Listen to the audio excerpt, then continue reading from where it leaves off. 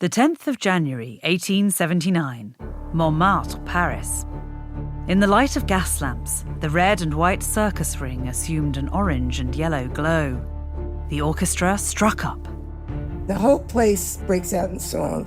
It was a big sing fest. The equestrians running in with their horses, kicking up dust in the ring, do all these amazing things, jump up often on horses, and other performers like clowns would do all kinds of funny stuff.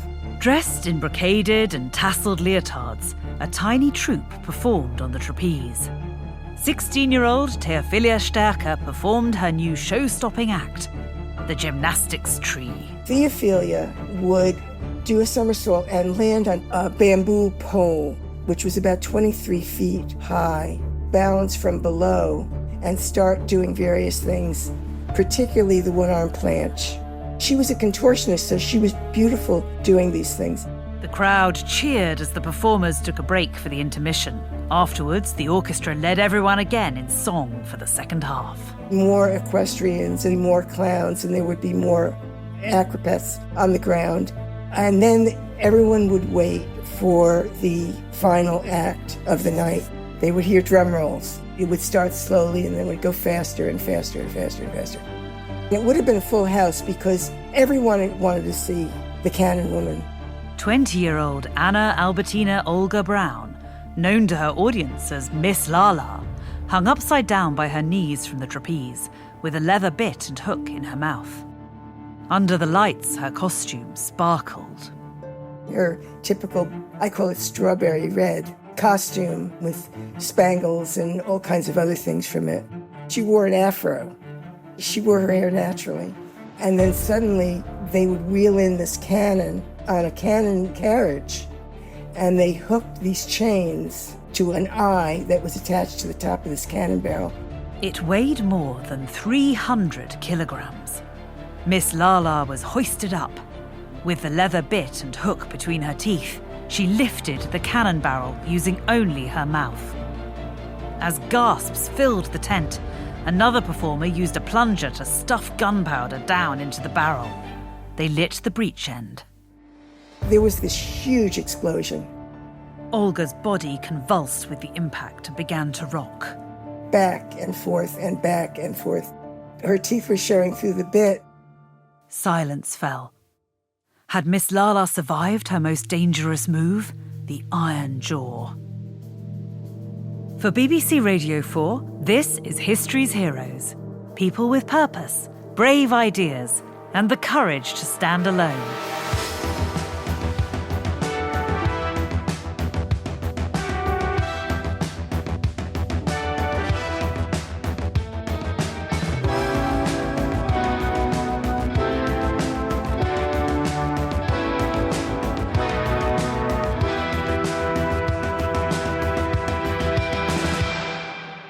I'm Alex von Tunzelmann, I'm a historian, and today's episode is about a 19th century circus performer and her acrobatic partner, two remarkable young women who defied conventions to become icons of the ring as well as artistic muses. I was a bodybuilder. I liked the way it looked and I liked the way it felt. In the late 1980s, Laurie Fierstein suffered an injury. She rehabilitated with weight training. I'd broken my heel bone after I was carrying a stack of women's liberation leaflets down a flight of stairs. The more she lifted, the more her muscles grew. She began to compete as an amateur bodybuilder. I didn't so much enjoy the competing. I liked the aesthetic of a female with a muscular body. There was something about this endeavor that made me feel that I was saying something. And I wanted to use that language to bring it to the world out of the realm of competition. She organised two shows, The Most Awesome Female Muscle in the World and Evolution of Surreal Spectacle Female Muscle. During preparations for the second of these in the 1990s, an image caught her attention. I had been looking through images of old-time strong women to use as publicity for the show. And I got a stack, and there was a black and white Xerox, and it was this amazing woman hanging upside down with this cannon in her mouth. The 19th century circus performer, Olga Brown, who performed as Miss Lala, could carry off extraordinary acts, and she looked incredibly strong. Anybody observing a muscular woman, whether it was in 1879 or 1880 or 1885, would have felt that it was strange. I knew what she was feeling because I could do a full pull-up with almost 400 pounds hanging from my waist. Miss Lala was also unusual for another reason. It stuck out to me. All of the other women that I had looked at in the stack of old-time strong women were white women. This one was not. This was different. She was a woman of color. Fierstein began to research. Soon she found Miss Lala's performance partner, a contortionist and fellow aerialist named Theopilia Stärke. Flying has always been something that humankind has wanted to do. Now, flying in a vehicle is one thing, but what these women were doing was something entirely else. 1869. The Summer Theatre in Breslau, Prussia. 11-year-old aerial acrobat apprentice Olga Braun unwrapped her hands and sighed. She was tiny and naturally lithe, suited to the work, but it had been a long morning of rehearsal. She looked cautiously at the tall young girl who introduced herself as Theopilia Stärke. A smile crossed Olga's face. They both loved to fly. They were both extremely muscular. They had to keep in absolute shape. They have the same birth date, both born on April 21st. Theopilia was 4 years younger, just 7 years old. Olga was the protégée of circus impresario and juggler Gustav Neumann of the Neumann troupe. She already wanted to do it. She was already in love with it. She just needed a partner. They absolutely belonged together. Child performance was all the rage in Europe at the time. They were called infant performers. After the German revolutions of 1848, the Prussian Minister of Culture and Education had moved in a conservative direction, viewing creative kindergartens and gymnastic clubs with suspicion. But leaders in the German states began to see the potential of gymnastics as a tool for national unity and military preparedness. Young children were encouraged to learn the sport. They had these huge gymnastics festivals for school children. Across Prussia, circus art exploded in popularity. Olga and Theopilia were not from circus families. At young ages, their instructors noticed they had talent and the will to withstand pain and hardship during training. As they chatted more, Olga and Theopilia discovered they both loved railway journeys and adventure. Both were born into working families. Olga's father, William Brown, was a labourer. He was born in Philadelphia, in the United States, where his family had been enslaved. He found work as a merchant seaman and moved to Germany when he was just 19. Her mother was a German woman from a rural family. Theophilia's father was a shoemaker. She came out of poverty also, and her mother was a seamstress. Olga and Theopilia admired each other's muscles. Olga was black. She came from what would be called biracial or mixed heritage. Theopilia was white. Life on the road with a small circus troupe could be lonely, but Olga felt excited for the future. If she had not, and if Theopilia had not wanted to do this, they would have left. They would have stopped. There was nothing forcing them to do this. Soon the pair were sharing wash basins, resin and chalk as they travelled around the German and Austro-Hungarian empires with Neumann and his young acrobat wife, Elizabeth. It was this tiny little family. Olga and Theopilia soon became inseparable. Theopilia absolutely adored Olga. She would do anything for her. They were like sisters. Whatever affected one affected the other. The girls often went hungry and had to sleep in squalid conditions. Sometimes, even as children, they had to fight off the attentions of leering older men. The two girls always helped each other to lug around the trunks full of their ornate costumes and invented creative ways to rehearse. They could hang ropes from a tree.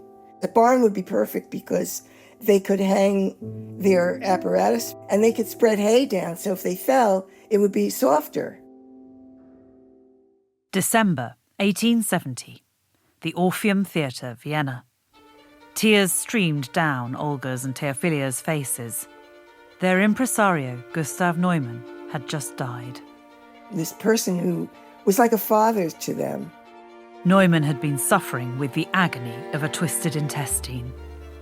They'd been performing in the city for less than a week, with a demanding repertoire. Now Neumann's widow, Elizabeth, only 24, had to take over running the troupe. And despite their bereavement, there was no rest for the 12- and 8-year-old girl acrobats. They couldn't cry. They had to fly. Olga was named head of the troupe. The pair wore beautiful leotards. They had tassels on them, beads and brocade. And performed amazing stunts. They were working on ropes, on tight ropes, on slack ropes, on a flying ring. They used all kinds of different apparatuses. The girls often met prejudice. Everywhere they went, they would be immigrants. But it was complicated because they were also stars. The fact that they were women, that Olga was a black woman, singled them out. It helped them in one way. But in another way, she often became singled out and attacked in the press.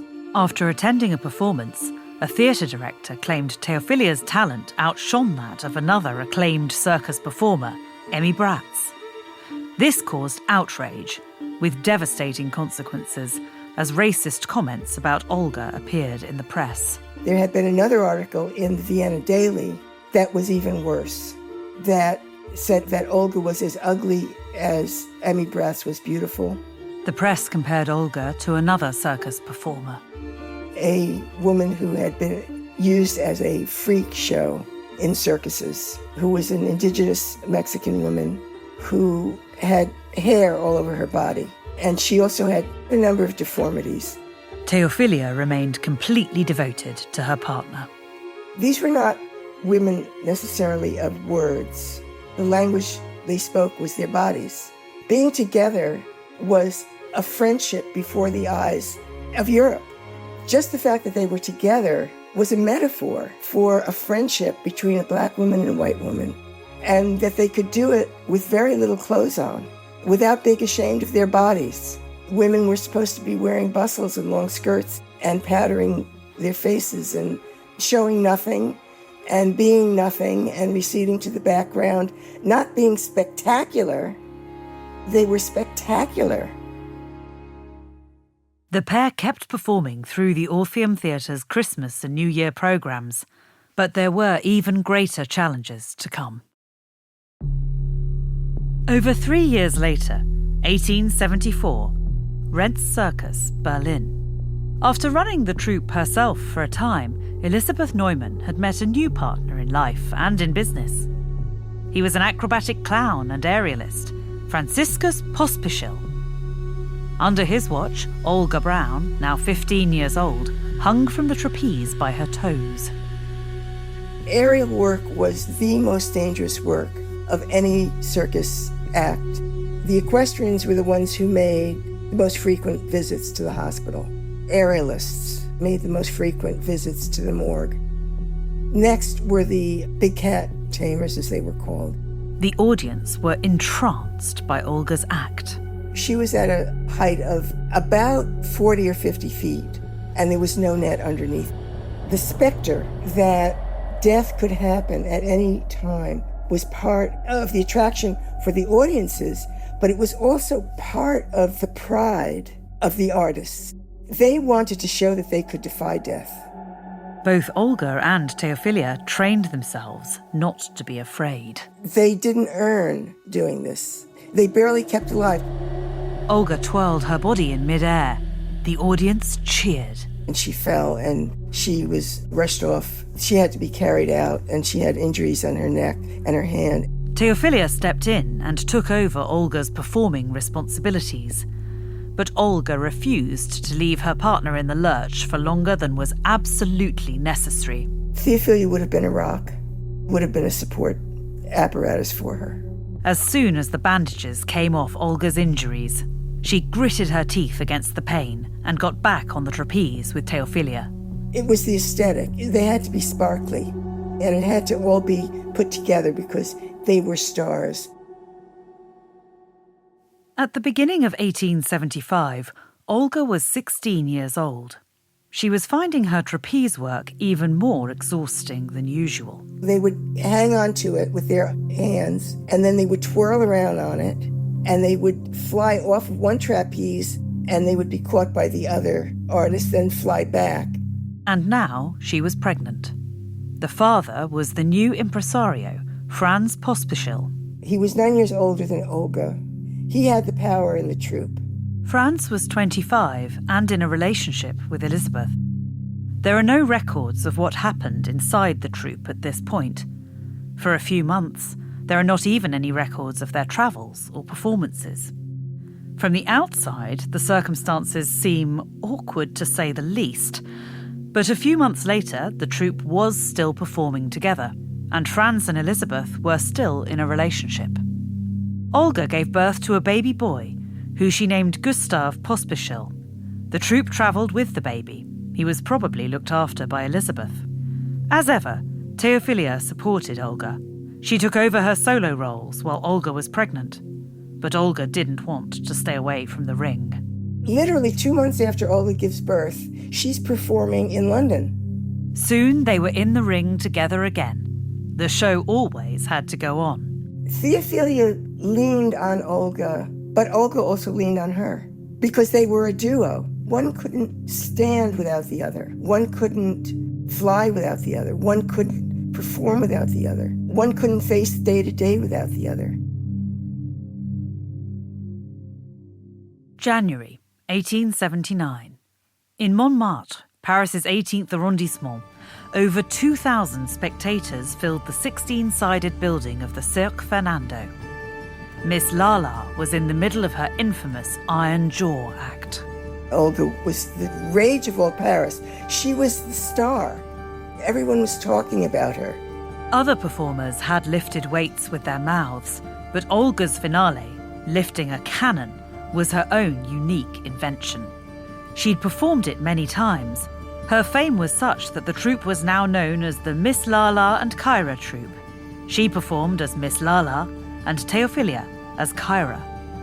The cannon fired, the noise echoed, and gradually the dust settled. She was absolutely smiling. Not a hair on her head would be out of place after this blast took place. There was this amazement, the fact that she could withstand not only the weight of this cannon barrel, but the impact of the explosion, which it was scary. She loved the fame, though still it often came with an unpleasant serving of racial prejudice. One of the journalists said that her black skin and frizzy hair lacked charm. Olga Brown and Theophilia Sterker were now young women of 20 and 16. What drove Olga and Theophilia to do what they did was an absolute love of what they were doing. And all these cheers every night, brava, brava, brava, over and over again. And admirers and people standing up on their feet, people wanting to paint them, people wanting to photograph them. Honestly, who wouldn't want that, you know? The artist Edgar Degas sat entranced watching Olga Brown perform her Iron Jaw act.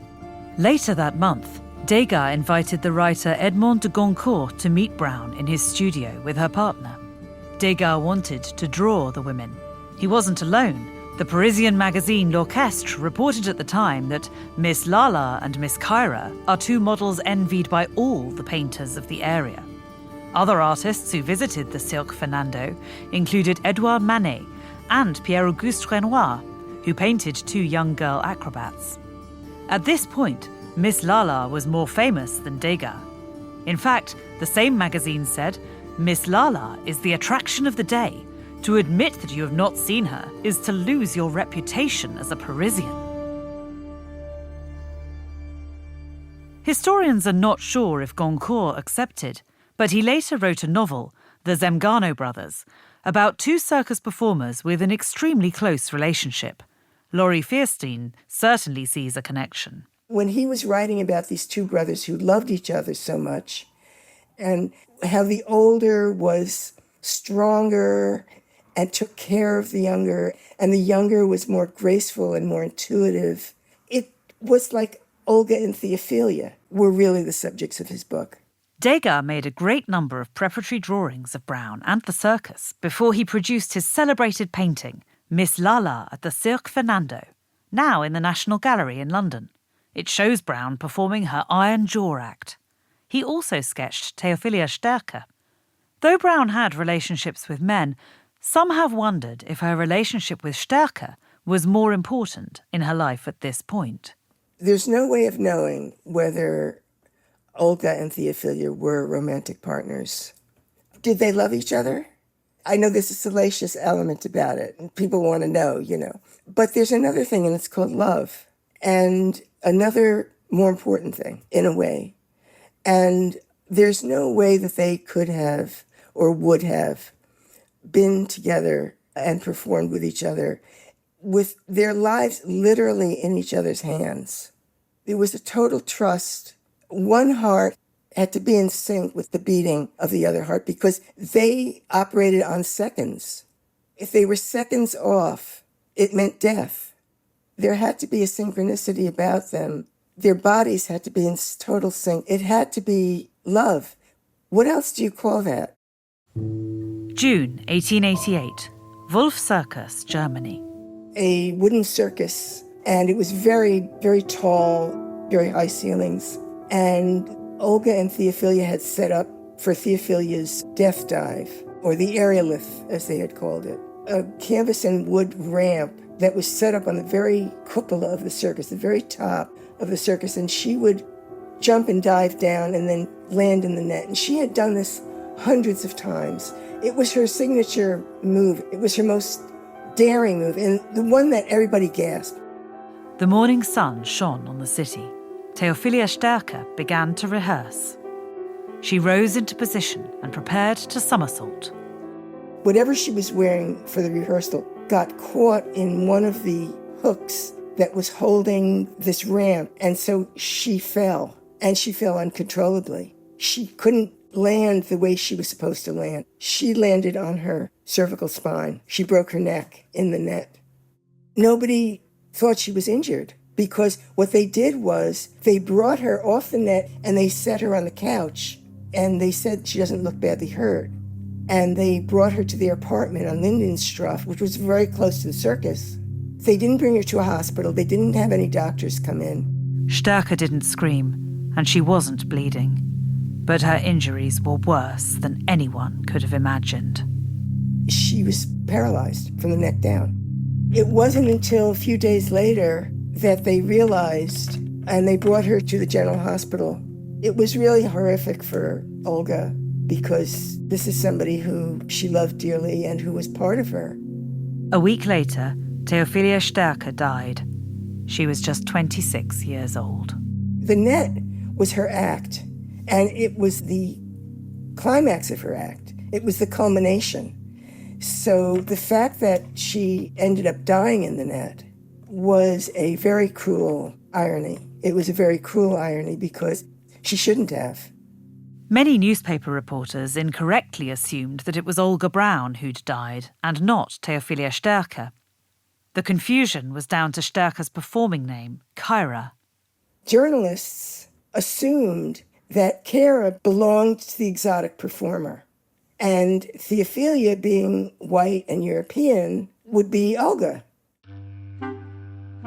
Almost 4 months after Theophilia Sterker's death, Olga Brown married the African-American contortionist, Emmanuel Woodson. She performed solo for a while as Miss Olga, the Black Butterfly, but aged 33, she gave the final performance of her career. She retired and had a son and daughter with Woodson.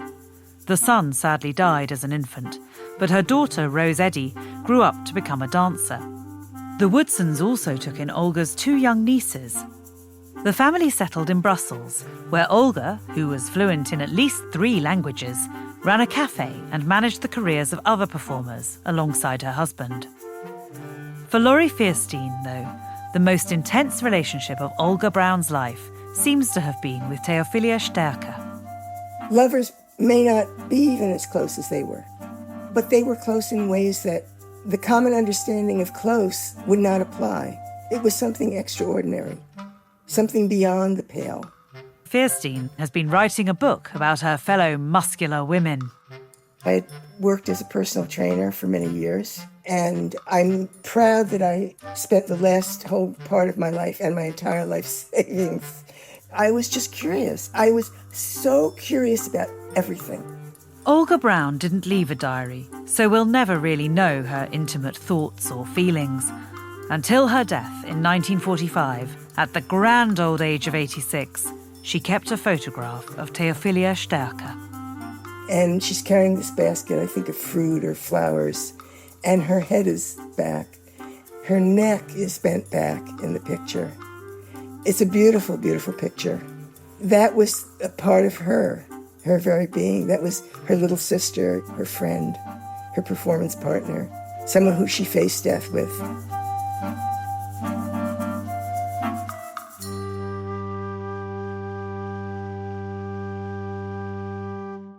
Olga Brown and Theophilia Sterker were stars who burned brightly. They broke barriers. They could face down anything.